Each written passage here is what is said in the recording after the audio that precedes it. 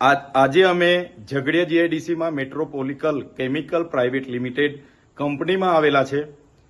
અહીંયા આવવાનું કારણ એટલું છે કે ગત 23 તારીખના રોજ કંપનીની બેદરકારીથી અહીંયા બ્લાસ્ટ થયો. 16 જેટલા કર્મચારીઓ ગંભીર રીતે દાઝી ગયા. ત્યારે એમાંથી એક વ્યક્તિનું મૃત્યુ 2 દિવસ પહેલા સુરત હોસ્પિટલમાં થયું અને બીજા એક વ્યક્તિનું મૃત્યુ આજે થયું અને 14 લોકોમાંથી લગભગ 5 થી 6 લોકો એટલા ગંભીર ઘાયલ છે કે જે 80% આખું શરીર એમનું દાઝીને બળી ગયું છે. છતાં પણ કંપનીના મેનેજમેન્ટમાંથી એક પણ વ્યક્તિએ આ 16 પરિવારના કોઈની સાથે પણ મુલાકાત નથી લીધી કે કોઈ પણ જાતની વળતરની વાત નથી કરી કે દવાખાનાની બિલની વાત નથી કરી. જેના કારણે આ પરિવારે ગઈકાલે મારો સંપર્ક કર્યો અને કીધું કે આ કંપનીમાં આ રીતની ઘટના ઘટી, એમાં અમારા 27 વર્ષના દીકરાઓ મૃત્યુ પામ્યા છે, જેના નાના નાના બાળકો છે. આગળ પાછળ અમારે કંઈ નથી. ચૈતરભાઈ, તમે કંઈ આવીને વાત કરીને અમને ન્યાય અપાવો.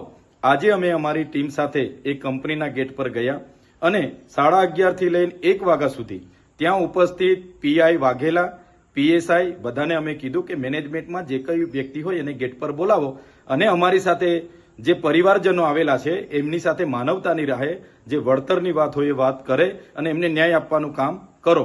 ત્યારે પોલીસ અધિકારી વાઘેલા સહિતના લોકોએ ત્યાં અગાઉથી એવા લોકોને લાવીને મૂકેલા હતા કે જે પરિવાર સાથે એમને કોઈ લાગે વળગે નહીં. છતાં એ લોકો અમારી સામે આર્ગ્યુમેન્ટ કરતા હતા કે ભાઈ વળતર તો 15 લાખ જ મળશે, એનાથી ના મળે, અમારો પરિવારના લોકો છે, આમ છે તેમ છે. પણ અમારી સાથે જે સગા સંબંધીઓ હતા એમણે કીધું કે અમે 15 લાખમાં સહમત નથી, અમારો એકને એક દીકરો મૃત્યુ પામ્યો છે, અમને માનવતાની નાતે થોડું વ્યવસ્થિત કરી આપો.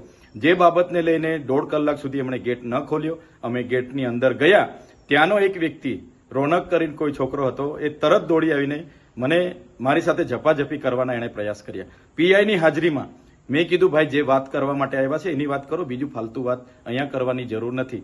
ત્યારબાદ પણ કંપની મેનેજમેન્ટ દ્વારા એમના પરિવારજનોને બોલાવવામાં આવ્યા, એમની સાથે વાત કરવામાં આવી.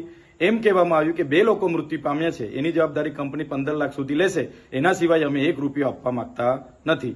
જેને લઈને અમે બાદમાં કંપનીની બહાર આવ્યા અને બહાર આવતાની સાથે જ અમારા લોકો પર પોલીસ દ્વારા ત્યાંથી જાહેરનામું છે એમ કરીને લાઠીઓ દ્વારા બહાર ભગાડવાનો પ્રયાસ કર્યો છે. ત્યારે મેં કહેવા માંગુ છું કે પોલીસે આ કાર્યમાં એક માનવતાની રીતે ત્યાંના લોકોના વિશ્વાસ થાય એ રીતના પોલીસે ભૂમિકા ભજવવાની હતી.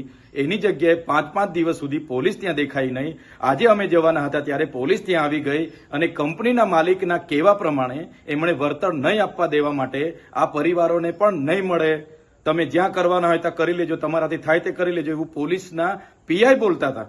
એટલે પોલીસની જે કામગીરી છે મને લાગે છે કે માલિકને ના તલવા ચાટતા હોય એવું મને લાગે છે. ત્યારે મેં એ વિસ્તારની તમામ જીઆઈડીસીઓમાં કામ કરતા કામદારોને, આ વિસ્તારના તમામ લોકોને મારે નમ્ર અપીલ છે. એક 16 પરિવાર સાથે જે ઘટના ઘટી છે બહુ ગંભીર ઘટના છે.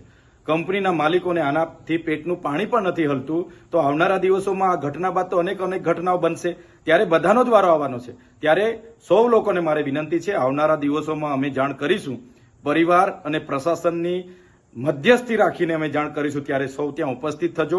આ પરિવારને ન્યાય અપાવવાનું કામ આપણું બધાનું છે અને આપણે બધા સાથે રહીને કરીશું. આમાં જે પોલીસે ભૂમિકા ભજવી છે એ ખૂબ જ નિંદનીય અને દુઃખદાયક છે. પોલીસે એમના માણસોને બોલાવી ખોટા વિડીયો પણ બનાવ્યા છે અને અહીંયા પૈસા માંગવા આવેલા છે એવા વિડીયો પણ બનાવેલા છે. પણ પરિવાર આજે દુઃખી છે અને પરિવારની આ દુઃખની ઘડીમાં સહકાર આપવો એ આપણી બધાની ફરજ બને છે. ત્યારે આવનારા દિવસોમાં તમામ લોકોને મારે અપીલ છે, જ્યારે પણ તમને જાણ કરવામાં આવશે 1 દિવસનો સમય ફાળવીને બધાએ ત્યાં પહોંચવું પડશે અને આ 16 પરિવારને ન્યાય અપાવવા માટે આપણે બધાએ ત્યાં ઉતરવું પડશે. એવી મારી આપ સૌને વિનંતી છે. જોહાર, જય આદિવાસી.